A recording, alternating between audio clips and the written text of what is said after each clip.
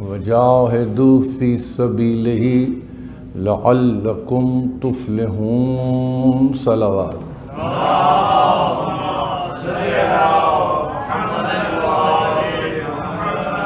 سلسلہ کلام کی یہ آخری تقریر چوتھی۔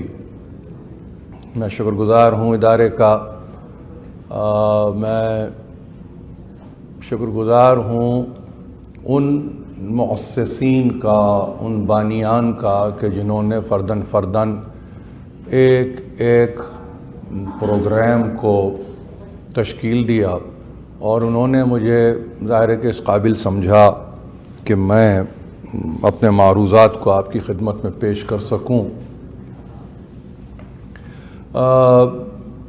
ایک تاریخ اپنے اعتبار سے اہمیت کی حامل رہی، اور سلسلے میں ظاہر ہے کہ جس مرکز سے آپ وابستہ ہیں ذمہ داری ان کی بنتی ہے کہ وہ تواریخ کی اہمیت کو بتلائیں، اور وہ اسی صورت میں بتلائی جا سکتی ہے کہ جب صرف رسمی طور پر اس ذکر کو باقی نہ رکھا جائے بلکہ ان مجالس سے بھرپور طریقے سے کام لیا جائے۔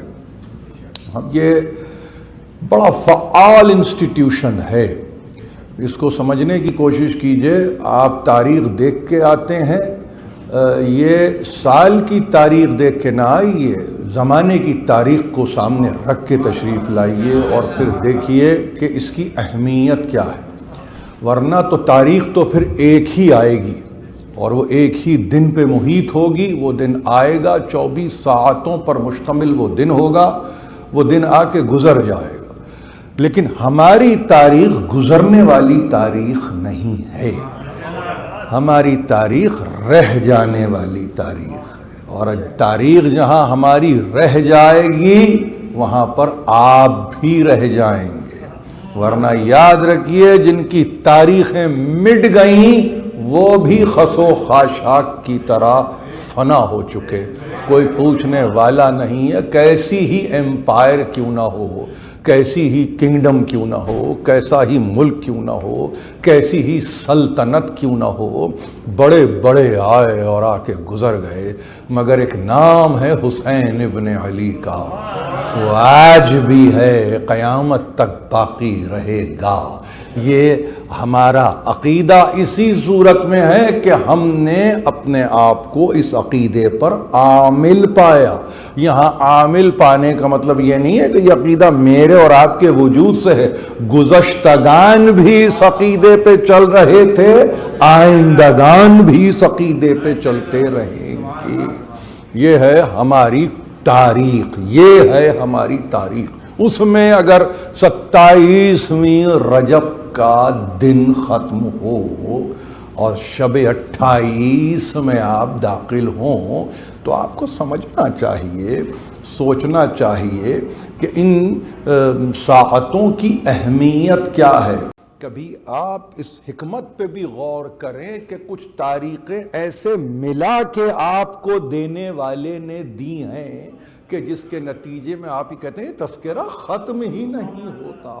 25 رجب بلکہ شب 25 میں آپ داخل ہوئے، باب الحوائج کو آپ کے دل نے پکارا، 25ویں کا دن آپ نے تمام کیا، ان کے جد کو آپ نے پکارا، 26 تاریخ گزری، شب 27 آئی، آپ نے سرکار رسالت مآب کو پکارا، اور اب آپ جس تاریخ میں داخل ہیں تو آپ کسی اور کو تو نہیں پکارتے، حسین منی وانا من الحسین۔ یہ حدیث آپ کے لیے ہمہ وقت، اور یوں سمجھیے کہ آپ کے مطلع افکار پہ اس حدیث کو باقی رہنا چاہیے، حسین مجھ سے میں حسین سے۔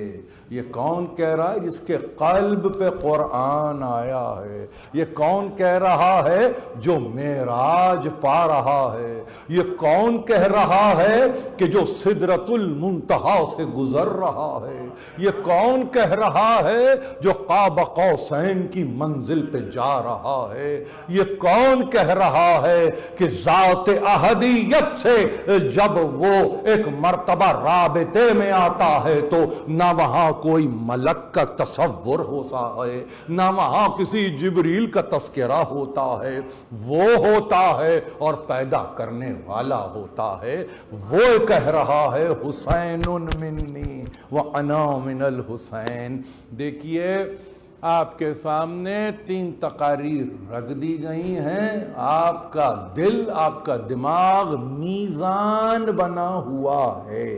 دیکھیے آپ کو کسی نے یعنی اگر میں آپ سے کہوں اتنی اچھی طرح سے ان ذواتہائے مقدسہ نے آپ کو کیلیبریٹ کیا ہے۔ میرے جملوں پہ بہت غور سے سن لیجئے، اس لیے کہ مجھے ابھی کہا گیا ہے کہ یہ ایسی تفصیلی تقریر نہیں ہے بلکہ مختصر مگر مفید۔ آپ کو تولا گیا ہے، آپ کی اپنی کیلیبریشن کی جا چکی ہے۔ زمانہ آپ کو کیلیبریٹ نہیں کرتا، آپ سمجھ رہے ہیں؟ آپ جس میزان پہ تلے ہوئے ہیں نا، اپنی حیثیت کو سمجھیے، اپنی حقیقت کو جانیے۔ ہر دور میں آنے والا آپ کو تول کے نہیں جاتا ہے، آپ کسی سے تل چکے ہیں، اور آپ جب تل چکے تو آپ کی قیمت لگ چکی۔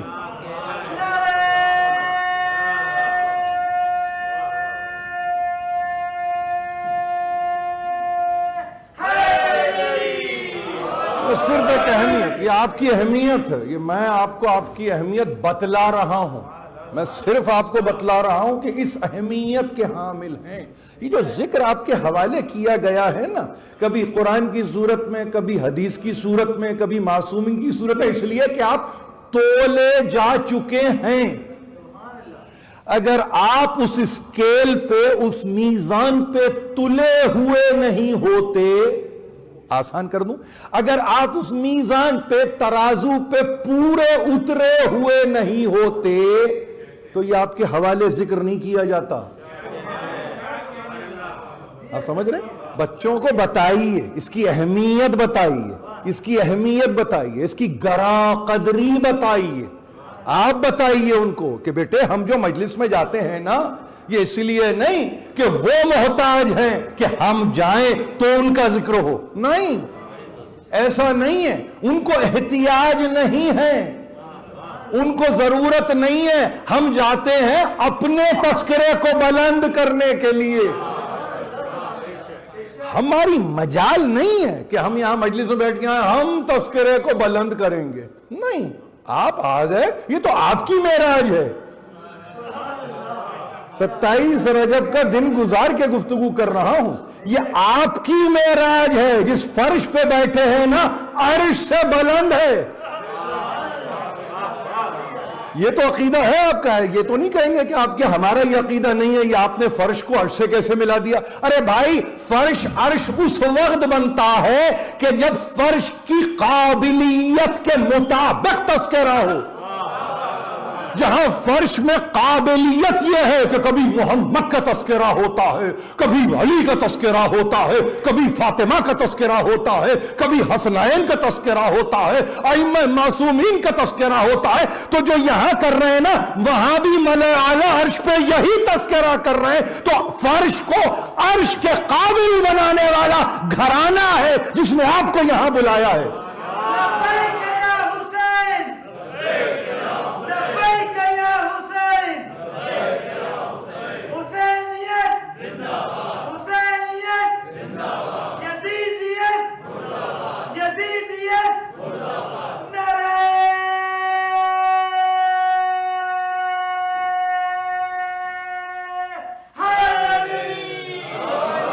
آپ کے دیکھیے، یہ آپ کے مراتب ہیں، یہ آپ کے درجات ہیں، یہ آپ کے مراتب ہیں، یہ آپ کے اپنی حیثیت کو اگر پہچان لے انسان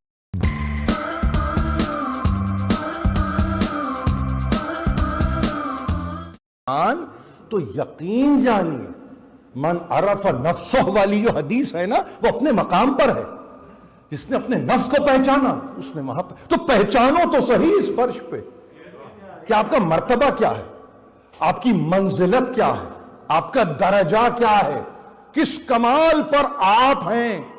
جب یہ چیزیں آپ کے سامنے کھل جاتی ہیں تو پھر آپ کو اطمینان ہو جاتا ہے. پھر آپ ہر کس و ناقص کے نہ در پہ جاتے ہیں، نہ آپ کسی کیا قصیدہ پڑھتے ہیں، نہ آپ کسی اور کی تعریف کرتے ہیں، بلکہ آپ کہتے ہیں کہ یہ زبان تو ان کی تھی، دل بھی ان کا، دماغ بھی ان کا، میرا سراسر وجود ان کا.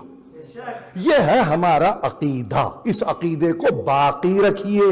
بہت مشکل سے آپ تک آیا ہے، یعنی تمام تر مزاحمتوں کے بعد، تمام تر مخالفتوں کے بعد یہ آپ تک پہنچا ہے عقیدہ. اب آپ کو کوئی ٹائم ٹنل میں تو نہیں لے جائے گا، کتابیں موجود ہیں آپ کے پاس، اٹھا کے دیکھیے. ان زحمتوں کو تو دیکھو کہ جس سے گزر کے آپ یہاں پہ آئے ہیں. یعنی کبھی سوچئے تو صحیح، کبھی کسی یعنی سوچنا اس حد تک کہ کوئی آج سے 100 برس پہلے یہ سوچ سکتا تھا کہ اس زمین پہ یہ تذکرہ ہوگا. یہ تو وہ زمینیں ہوتی تھی جہاں کالے پانی کی سزا دی جاتی تھی. جن زمینوں میں آپ بیٹھے ہیں نا، یہ اس زمینوں کے متعلق کہتے ہیں کہ وہ مطلب رنگون کسی کو بھجوا دیا تو وہاں کالے پانی کی سزا ہو گئی، بہت بڑا بادشاہ گزر گیا. یعنی معلوم ہے کہ برابر ہی ہے. یہ تو ہزارہ میل کی مسافت کے بعد ہے. وہاں آپ کو سزا نہیں، جزا کے طور پہ بھیجا گیا. یہ آپ کی جزا ہے، مگر صدقے میں کس کے؟ کسی معاش کے، کسی معیشت کے، فورڈ کمپنی کی وجہ سے، جیم کی وجہ سے، کس کی وجہ سے؟ حسین ابن علی کی وجہ سے. آج آپ جو یہاں بیٹھے ہیں یعنی آپ کی ایسا ہی ہے جیسے کہ آپ کی زندگی سے روح مجلس نکل جائے، تو ایسے جیسے وجود کر کی روح باہر آ جائے. یہ آپ اس کے ساتھ جی رہے ہیں. اس تاریخ میں اگر کچھ نہ ملے تو بے چینی ہونے لگتی ہے، آپ میں بے چینی ہونے لگتی ہے، اختلاج قلب پیدا ہوتا ہے، پیلپٹیشن جس کو کہتے ہیں. کتنی بڑی تاریخ گزر رہی ہے اور کچھ نہیں ہے. تو وہاں اداروں کی ذمہ داری ہے کہ جب وہ اپنے آپ کو آرگنائزڈ کرتے ہیں تو اہمیت بتلائیں. اہمیت، یہ کیا اہمیت ہے؟ اس کی افادیت بتلائیں. اگر کسی کو اہمیت سمجھ میں نہیں آ رہی ہے اس کو افادیت بتائیے، فائدہ ہے تمہارا، پھر تو سمجھ میں آئے گا. امپورٹنس اگر سمجھ میں نہیں آ رہی ہے تو یوٹیلیٹی تو سمجھ میں آئے نا. آپ کہیں گے بھائی اہمیت سمجھ میں نہیں آ رہی ہے تو اس کو جوڑ دیجئے افادیت کے ساتھ. کیا بچے سے آپ نہیں کہتے تعلیم حاصل کرو، اب اس کی سمجھ میں امپورٹنس نہیں آ رہی ہے اسے کہتے ہیں بیٹا تم کو ڈاکٹر نہیں بننا، تم کو انجینئر نہیں بننا، تم کو لائر نہیں بننا، تم کو اٹرنی بننا. یعنی جیسے ہی آپ نے یوٹیلیٹی بتائی تو کیا ہوا؟ ایک مرتبہ تشویق پیدا ہوئی. اب وہ تشویق اس لیے پیدا ہوتی ہے کہ انسان کہتا ہے کہ ہاں اگر یہ ہو جاتا ہے تو میری زندگی آسان ہو جاتی ہے. تو کون ایسا ہے جو یہاں بیٹھ کے یہ نہ کہے کہ حسین نے مجھ پہ معاش کو آسان نہ کیا ہو، حسین نے میرے لیے معیشت کو آسان نہ کیا ہو، حسین نے میرے لیے رزق کو تقسیم نہ کیا ہو، حسین نے میرے لیے رزق کو فراواں نہ بنایا ہو. کوئی ہے؟ ارے سبھی تو صدقہ ان کا ہے، سبھی تو صدقہ ان کا ہے. کیا معمولی بات یہ کروں کہ 2 مہینے 8 دن کی مجلسیں جب آپ کے پاس ہوتی ہیں تو بہت سے ایسے گھر ہیں جہاں کھانا نہیں بنتا. کتنی سامنے کی بات کر رہا ہوں. کیوں؟ اس لیے کہ حسین اتنا دیتا ہے. یہ بہت معمولی بات کر رہا ہوں گھر میں چولہے کے تعلق سے. تو وہاں یہ چیزیں دیکھ کے جان، یعنی جو 2 مہینے 8 دن کا انتظام کر سکتا ہے وہ تمہاری زندگی کا انتظام نہیں کر سکتا.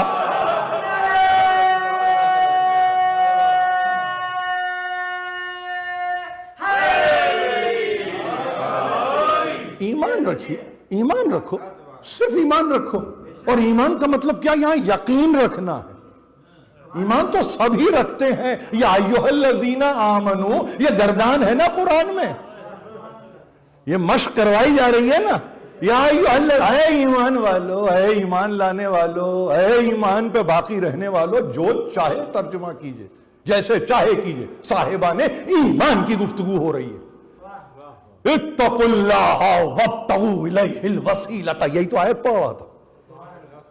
کس نے مسئلے کو میرے آسان کیا؟ حسین ابن علی نے۔ انہوں نے کہا اب آیت میں داخل ہو جاؤ، ہو گئی مقدمے کی گفتگو، آ جاؤ اب آؤ۔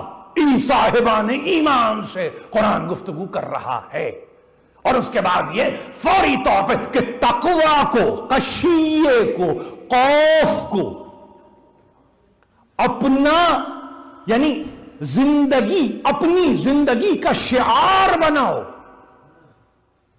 اور پھر وابتغوا الیہ الوسیلۃ، چوتھا دن ہے وسیلے پہ گفتگو ہو رہی ہے کہ دیکھو جستجو کرو اس سے تقرب پانے کے لیے برضا و رغبت، شوق کے عالم میں قدم جب اٹھے نا اس کی طرف تو پھر پیچھے نہ ہٹیں۔ تقوی کے معنی معلوم ہے نا آپ کو؟ تقوی اردو میں آپ نے پڑھا پرہیزگاری، اس سے کوئی سمجھنے لگا پرہیز نہیں۔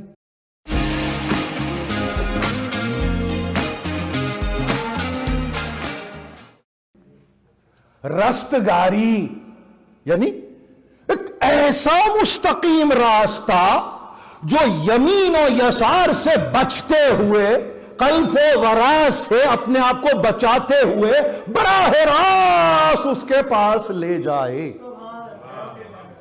تقوی ہے شعار، تقوی ہے طریقہ، تقوی ہے تمہارے شعور کا نتیجہ، تقوی ہے تمہارے احساس کی ترجمانی، یہ تقوی ہے۔ اس تقوی کو سمجھیے، اس تقوی کو فقہ کا سبجیکٹ بنا کے مت رکھیے۔ تقوی شعار بنے تمہارا، فقہ کا نہیں، مجتہد کا نہیں، عالم دین کا نہیں، خطیب کا نہیں۔ اگر یہ تمہارا شعار بن جائے تو تم عالم سے کم ہو، تم فقیہ سے کم ہو، تم مجتہد سے کم ہو، مگر شعار تو بناؤ۔ آپ سمجھے؟ اب جب یہاں اتنی بات ہوئی تو اب پہلی چیز وسیلے سے پہلے کی پری ریکویزٹ ہے، یہ سب کے لیے جنرلائزیشن ایمان کے تعلق سے، اس کے بعد اس ایمان نے تخصص پایا فعل امر کی صورت، حکم کی صورت، فاتقوا اللہ، یہاں اتقوا اللہ اس آیت میں، جس کو آپ جب ملاتے ہیں تو یا ایھا الذین آمنوا اتقوا اللہ، تقوی اختیار کرو، فعل امر ہے، حکم ہے، یہ آرڈر ہے، اس کو فالو کرنا ہے۔ جب کرو گے تو ہم تک پہنچنے کی جستجو بھی جسٹیفائیڈ ہوگی،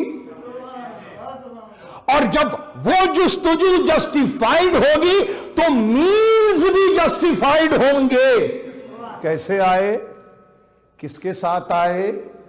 دیکھیے یہ گھروں کی باتیں کر رہا ہوں۔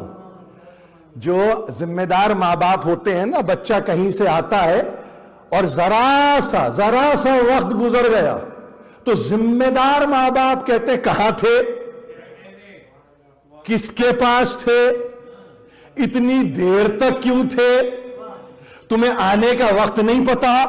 ساری وضاحتوں کے بعد پھر یہ کس کے ساتھ آئے، کون پہنچا کے گیا، یہ ساری چیزیں مراسم زندگی کی ہیں، آپ کے میرے مراسم زندگی۔ تو جب آپ یہ کہتے ہیں، پوچھتے ہیں، تو اس کا مطلب آپ کون ہیں؟ آپ مربی ہیں۔ بہت غور سے سنیے میری بات، آپ مشفق ہیں، یعنی یہ سوال کرنا آپ کو شقی نہیں بنا رہا ہے، بلکہ یہ مربی بنا رہا ہے۔ جس کو پرواہ ہوتی ہے وہ پوچھتا ہے، جس کو پرواہ نہیں ہوتی وہ نہیں پوچھتا۔ مربی ماں باپ ہے۔ یہ لفظ مربی آیا کہاں سے؟ رب سے آیا۔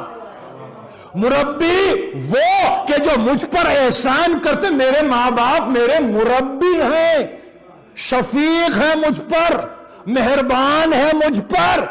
یہ نسبت کہاں سے آئی؟ وہ ہے اصل میں رب، پالنے والا، پیدا کرنے والا، پروان چڑھانے والا، تمہاری خبر گیری کرنے والا، تم پہ نگاہ رکھنے والا، تمہیں مشکلوں سے نکالنے والا، تمہیں آسانیوں کی طرف لانے والا وہ ہے. تو وہ تو یہ ان کا پرتو. جب ان کا پرتو یہ ہے تو کیا پتا چلا آپ کو؟ ذمہ داری ہے. پہنچنا کسی جگہ تک، کسی کی قربت میں آنا، کسی کا تقرب پانا، ذمہ داری بنتی ہے، ذمہ داری. تو قرآن جب یہ فلسفہ حیات آپ کے سامنے پیش کرتا ہے کہ اللہ سے تقرب پانے کی جستجو کرو، تو کیا وہ چاہے گا کسی کے ساتھ بھی چلے آؤ؟ کیا وہ چاہے گا کسی کے ساتھ؟ اچھا پھر یہ کہ کسی کے ساتھ کیسے آؤ گے؟ راستہ تو کوئی پائے. کسی کو راستہ ہی نہیں پتا تو وہ آپ کو کیا لائے؟ مسلم امہ کی تاریخ بھری ہوئی ہے. میرے سامنے اس گھرانے کے علاوہ دوسرا فرد واحد نہیں ہے کہ کہے ہاتھ پکڑ کے کہ آؤ میں تمہیں لے کے چلوں اللہ کی طرف.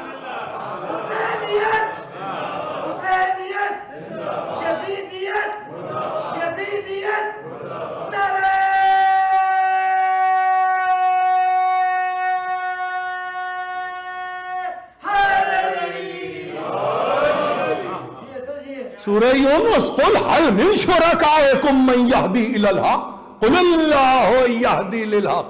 جن کو تم شریک بناتے ہو کیا وہ حق کی ہدایت کر سکتے ہیں؟ قل اللہ یہدی للحق، کہو اللہ ہی حق کی ہدایت کرتا ہے. افمن یہدی الی الحق احق ان یتبع امن لا یہدی الا ان یہدی فما لکم کیف تحکمون. جس کی ابھی ہدایت نہیں ہوئی ہے اس سے ہدایت مانگتے ہو، اس سے ہدایت طلب کرتے ہو. ہدایت تو اس کا حق ہے کہ جو خود حق پہ قائم ہو. کیسا حکم ہے جو تم لگا رہے ہو؟ یہ قرآن مجید ہے. یہ قرآن مجید ہرکس و ناکس کے حوالے نہیں کرتا. اور اس کے بعد اٹھا کے دیکھیے ساری تفاسیر کو کہ جہاں گفتگو یہ ہو رہی ہے کہ یمین و یسار سے حملے پہ حملہ ہو رہا ہے انسانوں پر. کبھی شیطان کی صورت میں ہو رہا ہے، کبھی طغیان کی صورت میں ہو رہا ہے، کبھی ان انسانوں کے ذریعے ہو رہا ہے جو کفران نعمت کیے جا رہے ہیں، کبھی نظام کی صورت میں ہو رہا ہے جو آپ پہ امپوز کیا جا رہا ہے. یہ حملے ہو رہے فقط ایک ہدف پانے کے لیے، اور وہ ہدف یہ ہے کہ یہ اللہ کے مطیع نہ بنے، یہ اللہ کے اطاعت گزار نہ بنے. اس لیے کہ جیسے ہی مطیع بنے گا تقرب پائے گا. بہت غور سے سن رہے ہیں آپ؟ یہ بہت اہم بات کر رہا ہوں میں آپ سے. یعنی اس کا مطلب یہ ہے جتنی قوتیں آپ کے خلاف کام کر رہی ہیں ان کا ایک ہی مینیفیسٹو ہے، ایک ہی ایجنڈا ہے کہ تم اللہ کے مطیع نہ بنو. ظاہر اللہ کے مطیع نہیں بنو گے تو رسول کی اطاعت کہاں ہوگی؟ جب رسول کی اطاعت نہیں ہوگی تو پھر ولی رسول کی اطاعت کہاں رہتی ہے؟ یہ سلسلہ ہے.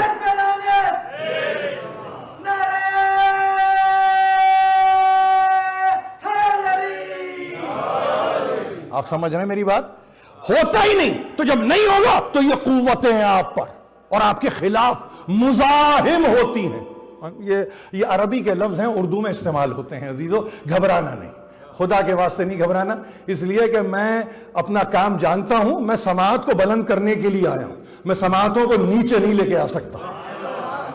مجھے نہیں معلوم کہ اس کے علاوہ کون سی زبان بولی جاتی ہے. یہ میری مجبوری سمجھ لیجیے آپ اسے، اور اس میں ہاتھ جوڑ کے میں معافی مانگتا ہوں آپ سے. میں کچھ نہیں کر سکتا. میں اپنے سے لڑ سکتا ہوں، کر کچھ نہیں سکتا.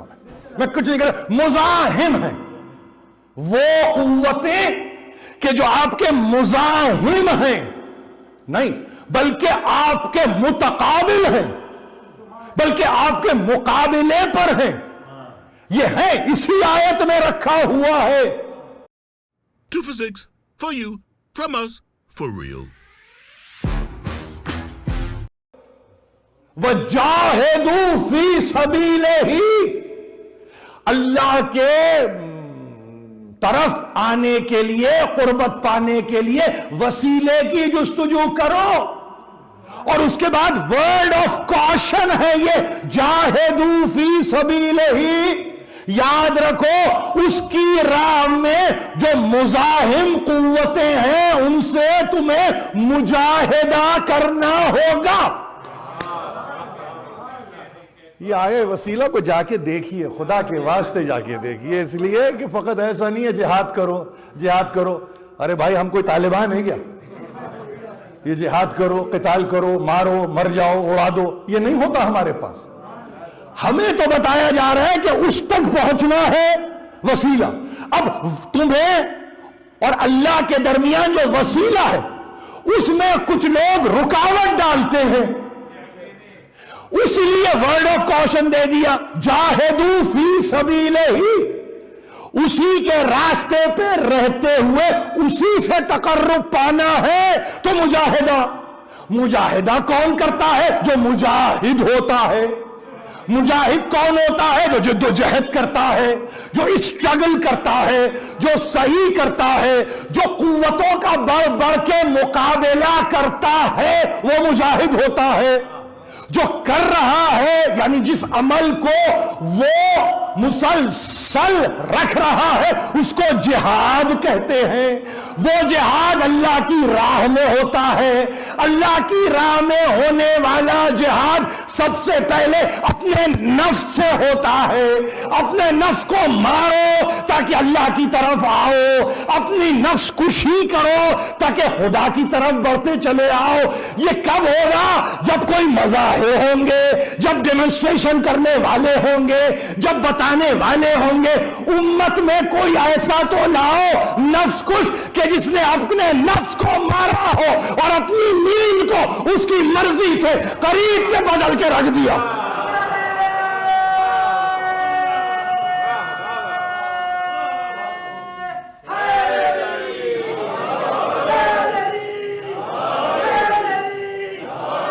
کس کو نیند اچھی نہیں، کس کو نیند پیاری نہیں ہوتی.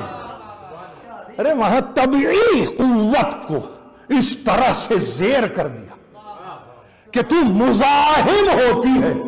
بہت عجیب بات آپ سے عرض کر رہا ہوں، نیند مزاحم ہے تہجد میں.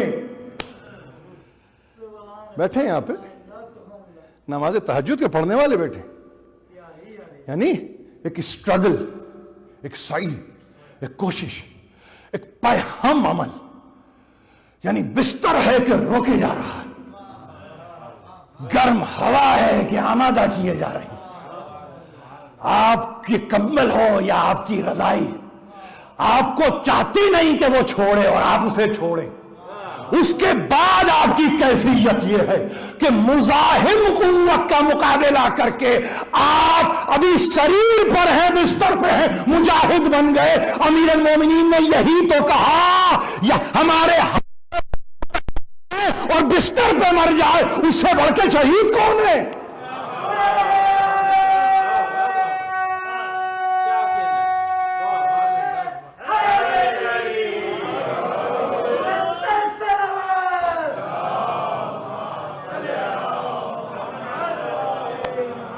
میں آپ کی سماعتوں کا معترف ہوں. ایک میری ذمہ داریاں یہاں ختم ہوتی ہیں، کل سے حسینیہ میں شروع ہو جائیں گی. حسب توفیق تشریف لائیے یا اس کے ذریعے سنیے، مگر ایک دوسرے کے لیے دعا ضرور کیجئے کہ پروردگار ہمیں تو مجاہد بنا. یعنی مجاہدہ کیا کرے گا؟ مجاہدہ پہلے تو آمادہ کرے گا کہ نفس سے مقابلہ کرو. جہاں نفس سے مقابلہ کر لیا اور نفس کو زیر کر لیا، تو جو اپنے نفس کو زیر کر لیتا ہے اس کے سامنے پھر مرحب و انتر کچھ نہیں ہے. آپ تاریخ جب پڑھتے ہیں نا تو تاریخ اصل میں آپ خارج سے داخل میں پڑھنے کی کوشش کر رہے ہیں. ذرا داخل سے خارج میں جائیے. اس نے اپنے نفس پر قابو پایا ہے، تو جو اپنے نفس پر قابو پا لے وہ سامنے والے کو کیا دکھے گا؟ ہاں اللہ کی راہ میں اگر تیرا نفس بکا ہوا ہے تو میں تیرے ساتھ ہوں. لیکن جو خدا کی راہ میں نفس نہ بکے، اور جو طغیان و عدوان و کفران پہ آمادہ ہو تو نہ علی اس کو برداشت کرتے ہیں نہ اولاد علی اس کو برداشت کرتی ہے، اور جب علی اور اولاد علی برداشت نہیں کرتے تو یاد رکھیے علی کے پیروں بھی برداشت نہیں کرتے، جو ہم اور آپ ہیں۔ کتنا ہم اپنے آپ کو روک کے رکھتے ہیں، کتنا ہم اور آپ اپنے آپ کو بچا کے رکھتے ہیں، ہم کبھی اپنے آپ کو پولوٹ نہیں ہونے دیتے، ہم اپنے آپ کو کرپٹ نہیں ہونے دیتے، ہم کبھی نہیں ہونے دیتے، اس لیے کہ ہم تو اپنے مولا کی تعصی کر رہے ہیں، مولا کی اتباع کر رہے ہیں، مولا کی اطاعت کر رہے ہیں، اور اس کے بعد یہ سب کر لیا تو دو لفظ یاد رہے، لعلکم تفلحون، تاکہ تم فلاح پا جاؤ۔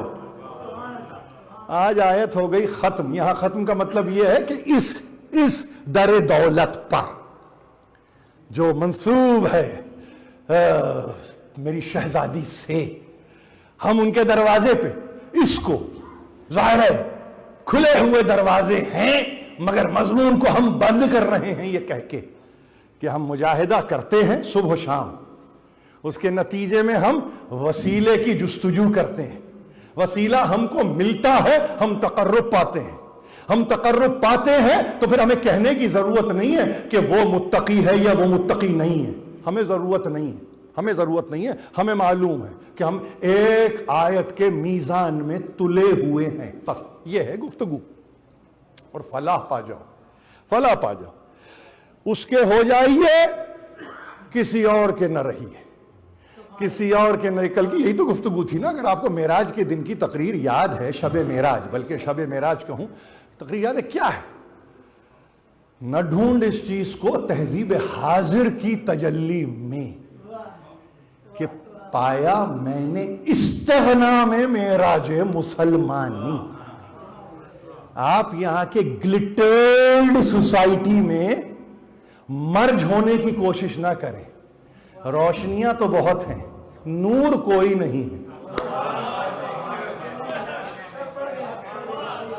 بہت روشنیاں ملیں گی آپ کے لیے، ظاہر بظاہر تاریکی دور کرنے والی بڑی روشنی ملے گی، نور نہیں ملے گا، نور نہیں ملے گا۔ اور جب نور ملتا ہے نا تو وہ بھری پوری رات ہی کیوں نہ ہو، آپ سمجھ رہے ہیں، واللیل کے پڑھنے والے ہیں یہاں بیٹھے ہوئے، تو وہ ظلمتوں کا تذکرہ نہیں ہے، آپ سمجھ رہے ہیں، وہ بھی کچھ اور تذکرے ہیں، کبھی زندگی رہی تو بات کریں گے اس پہ، بلکہ وہ تو ایک ایسا سورہ ہے کہ جس میں سورہ شمس و لیل اگر مل کے اس کی کوئی تفسیر ہو تو اس کا لطف ہی کچھ اور ہے، اس کا مقام ہی کچھ اور ہے۔ تو یاد رکھیے کہ نہ ڈھونڈ اس چیز کو تہذیب حاضر کی تجلی، یہ جو جلوے نظر آ رہے ہیں نا تمہیں عصری تہذیب میں، اس کو اس میں نہ ڈھونڈو، کیونکہ اقبال کہہ رہے ہیں کہ میں نے استغنا میں مسلمان کی معراج کو پا لیا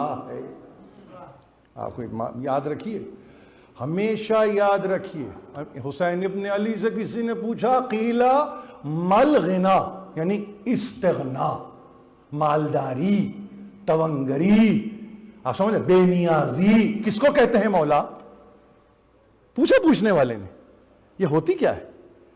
یہ بار بار جو ہم لفظ استغنا استعمال کرتے ہیں، مستغنی ہیں وہ، بے پرواہ، بے نیاز۔ کیا ہے یہ؟ کہا کچھ نہیں ہے، کہا قالا قلت امانیک ورضا بما یکفیک۔ حسین ابن علی نے تعریف کی ہے اس لفظ کی، آپ کے پاس شیخ صدوق نے اس کو نقل کیا ہے معانی الاخبار میں، اٹھا کے دیکھیے، پوچھا پوچھنے والے نے۔ اچھا پوچھنے والے بھی کمال کے، وہ کسی اور سے بھی تو نہیں پوچھتے، غنی کوئی اور ہے، پوچھ ان سے رہے۔ یہ خود ایک سب تبصرہ ہے، آپ سمجھے، پورے کیریکٹر پہ تبصرہ ہے اس جملے میں، ہے کوئی اور، پوچھ رہے ہیں کسی اور سے۔ انہوں نے پوچھا بتائیے کیا غنی کون؟ انہوں نے کہا غنی کی تعریف یہ ہے کہ جو اپنی امیدوں، اپنی آرزوؤں اور اپنی تمناؤں کو مختصر کر دے۔ سرکار سید الشہداء کہیں تو یہی آواز آتی ہے سبحان اللہ، تعریف ہوئی اللہ کی، تذکرہ کیا حسین نے. کہیں اور نہیں ملے گا آپ کو. یہ داد تحسین کہیں اور ملتی ہی نہیں. آپ نے تذکرہ ان کا کیا، تعریف اس کی ہو گئی، تسبیح اس کی ہو گئی، تنزیہ اس کی ہو گئی، تحمید اس کی ہو گئی، تمجید اس کی ہو گئی. یہی تو کمال ہے اس گھرانے کا. کمال یہ خدا تک لے جاتے ہیں. یہی تو وسیلہ ہے. کیا کیا آپ نے؟ ان کا قول پڑھا، سبحان اللہ کہا، مل گئے، تقرب مل گیا وسیلے کے ذریعے. حسین نے پہنچا دیا.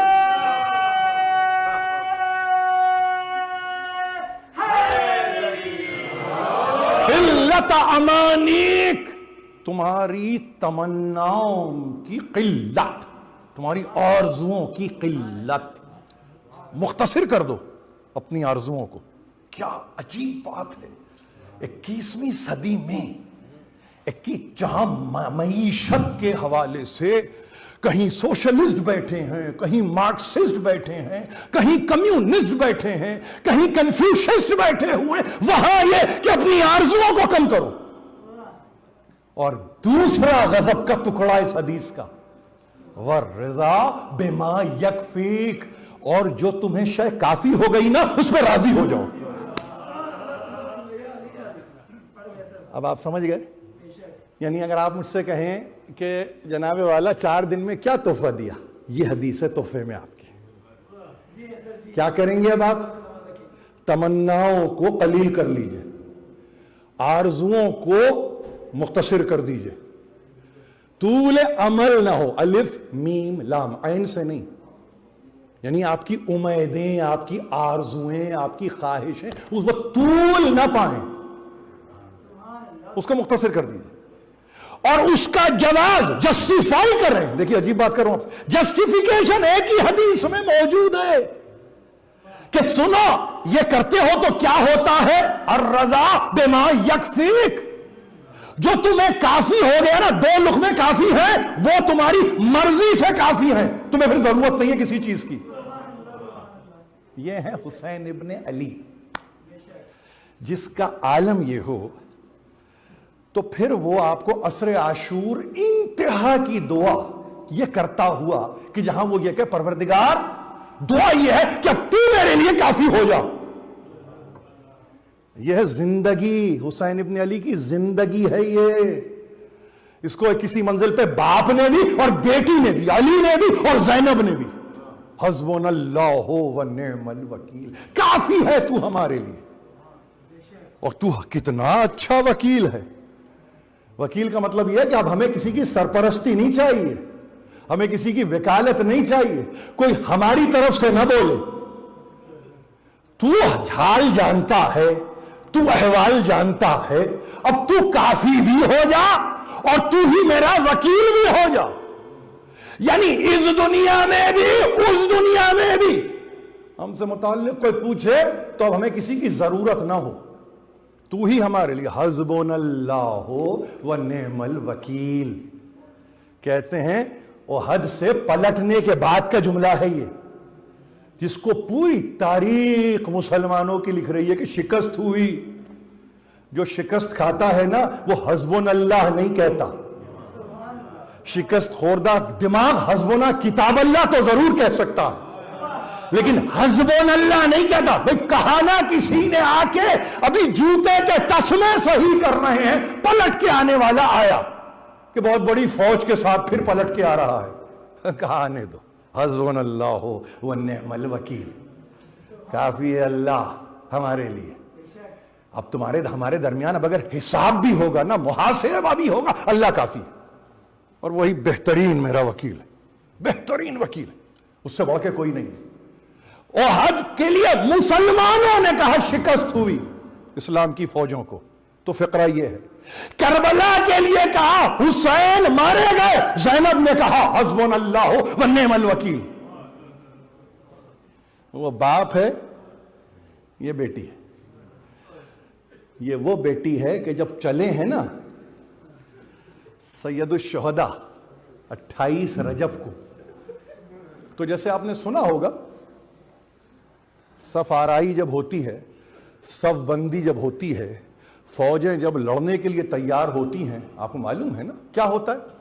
کمان کسی کے حوالے کر دی جاتی ہے، وہ صفوں کو ترتیب دیتا ہے، وہ صفوں کی تشکیل کرتا ہے، وہ کون آگے جائے گا کون پیچھے رہے گا وہ بتاتا ہے، نہیں وہ طے کرتا ہے کس کو نمازیوں کے آگے صفوں میں کھڑے ہو جانا ہے، وہ بتاتا ہے کون اول جائے گا کون آخر میں جائے گا، یہ وہ کرتا ہے۔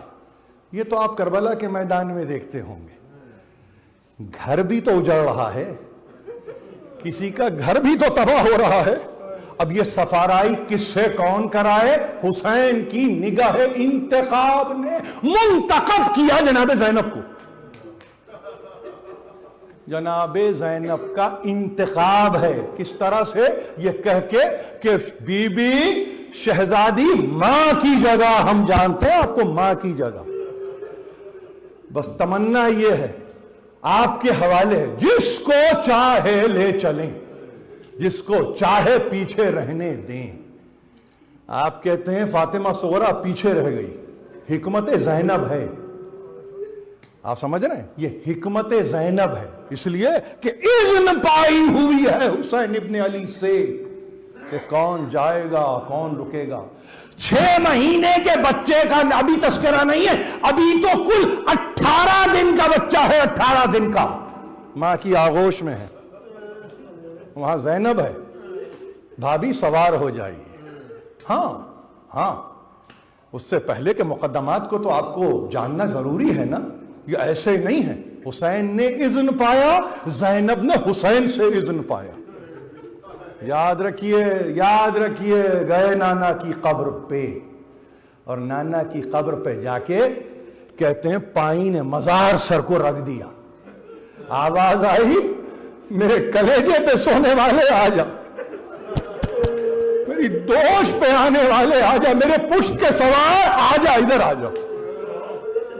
جا کے قبر سے لپٹ گئے، قبر سے لپٹ کے بس اتنا ہی کہا نانا کیا ہی اچھا ہوتا کہ آپ مجھے قبر میں جگہ دے دیتے، تو کچھ نہیں کہا، دیکھیے کیا کہا، نہیں نکلنا ہے تمہیں حسین، اخرج الی العراق، اب تمہیں نکلنا ہے، عراق کی سمت جانا ہے، کربلا کو آباد کرنا ہے، اور سن حسین، انا لکا درجتن عند اللہ مخشات بنور اللہ، حسین ابن علی تیرے لیے اللہ نے اپنی انبیت میں ایک درجے کو پسند کیا ہے، اپنی انبیت میں ایک درجے کو تیرے لیے خدا نے پسند کیا ہے۔ فیچر کیا ہے اس کا معلوم ہے آپ کو؟ مخشعت بنور اللہ، جس کو اللہ کے نور نے گھیرا ہوا ہے، یہ درجہ ہے حسین کا۔ یہ کون کہہ سکتا ہے آپ کو معلوم ہے؟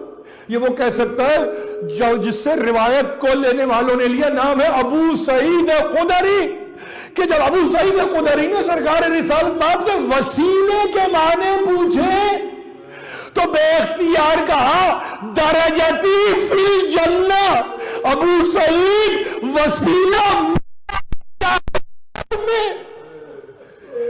میں نے کہاں سے عنوان کو شروع کیا کہاں ختم کر رہا ہوں؟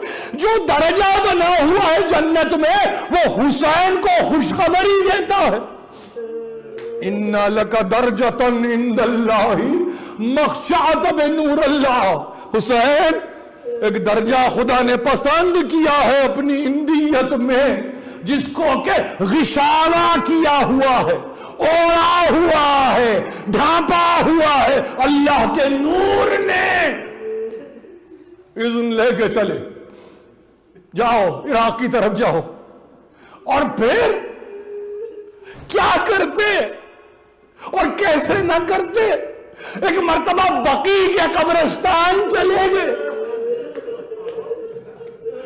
اور کہتے ہیں کہ بقیع کے قبرستان میں فقط بھائی نہیں بہن بھی تھی، فقط بہن نہیں عباس بھی تھے، حسین تو کلے جیسے لگے تھے، وہاں شانے کے پاس زینب بھی تھی۔ دیکھیے مجھے نہیں پتا رسول آتا ہوگا، مگر مدینۃ الرسول اجڑ رہا تھا، اور عباس کا یہ عالم پائی نے مزار سر کو رکھ دیا۔ ہمارے پاس اس بچے نے افسوس خانی کی، گھر سے جب بحر سفر سید عالم نکلے، پورا مرثیہ کبھی پڑھیے، قیامت کا مرثیہ ہے، آ کے عباس نے سر رکھ دیا پائی نے مزار۔ اس طرح سے میں کیا عرض کروں کس طرح سے یہ سفر شروع ہوا۔ خدا ہمت دے تو کبھی اس کو طوالت سے پڑھیں، مگر اتنا کہا ضرور توصیے کی صورت میں، اور جناب زہرا کی وصیت کہ سنو عباس، کہ یاد رکھنا یہ میری امانت ہے، یہ میری امانت ہے، اور کوئی اسے مار نہ ڈالے، کہیں یہ مر نہ جائے۔ یہی تو نوحہ، یہی تو بکا تھا جناب ام البنین کا، کہ سمجھ میں نہیں آتا کہ عباس کے ہوتے ہوئے حسین کیسے قتل ہو گئے، حسین کیسے شہید ہو گئے۔ تو کسی نے بی بی ام البنین کو جا کے بتایا، بی بی ایسے نہیں ہوئے، جب تک عباس کے دونوں ہاتھ سلامت تھے حسین جی رہے تھے۔ وہاں گھر پہ آمادگی، ایک کے بعد ایک کا سفر، ناقے آتے چلے، ناقے بیٹھتے چلے، اسباب سفر کو بار کیا جانے لگا، مشکیزیں کسے گئے، خوال اجناس کو باندھا گیا۔ اب جب سواریاں آئیں تو لوگوں نے دیکھا کہ وہاں پہ بیت الشرف سے بیویاں نکل رہی ہیں۔ تاریخ نے کہا نکلنے والی بیویوں میں حسن کی بیوہ بھی ہے۔ حسن کی بیوہ یعنی کون؟ مادر قاسم، کہ قاسم سوار کرتے ہیں۔ نکلنے والوں میں دیکھا کہ ام لیلہ بھی ہیں، مادر علی اکبر ہیں، علی اکبر سوار کرتے ہیں۔ کسی نے کہا ام رباب ہیں، ظاہر ہے کہ سوار کرانے والوں میں علی اکبر بھی ہیں، عباس بھی ہیں۔ شہزادیوں کی باری آئی تو علی کی چھوٹی بیٹی آمادہ ہوئی، حسین ابن علی نے بڑھ کے استقبال کیا، آگے کیا، ظاہر کنیزوں کا جھرمٹ ہے، میری شہزادیاں سوار ہو رہی ہیں۔ کچھ دیر نہ گزری تھی، حسین ابن علی آ کے ایک مرتبہ آہنی کرسی پر بیت الشرف میں بیٹھ گئے۔ کسی نے آ کے گوش اقدس ہمایوں میں یہ کہا کہ مولا گھر تشریف لائیے، اندر آئیے۔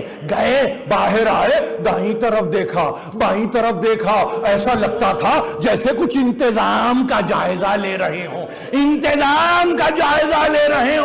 ایک مرتبہ گئے، اب جو گئے پردہ الٹا دیکھا تو دیکھا ایک معظمہ ہے جس کا قد رشیدہ ہے، کھچا ہوا ہے، طولانی قامت ہے، حسین نے بازو کو تھاما ہوا ہے، علی اکبر آگے آگے دوڑتے ہیں، پیچھے پیچھے عباس نظروں کو جھکائے چلتے ہیں۔ ایک مرتبہ آہستہ آہستہ ایک قدم کے بعد دوسرا قدم اٹھاتے ہوئے وہ بی بی آگے بڑھ رہی ہے، ناقے کو بٹھا دیا گیا، علی اکبر نے محمل کے پردے کو پلٹا، عباس دوڑ کے پیچھے سے آئے، زانو کو طے کیا، بی بی کے قدموں کو بوسہ دیا، پیر رکھا، حسین نے یا علی کہا، بی بی سوار ہوئی۔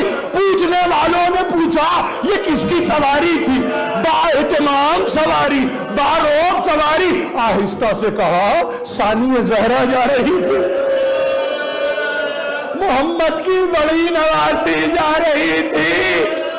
ہائے بی بی آپ گئی، مگر جب کربلا سے لٹا ہوا قافلہ چلا تو یہی بی بی تھی ایک ایک کو سوار کرتی۔ جب اپنی سواری کا وقت آیا کچھ نہیں کہا، ایک مرتبہ فرات کی طرف دیکھ کے کہا آؤ عباس آؤ بی بی۔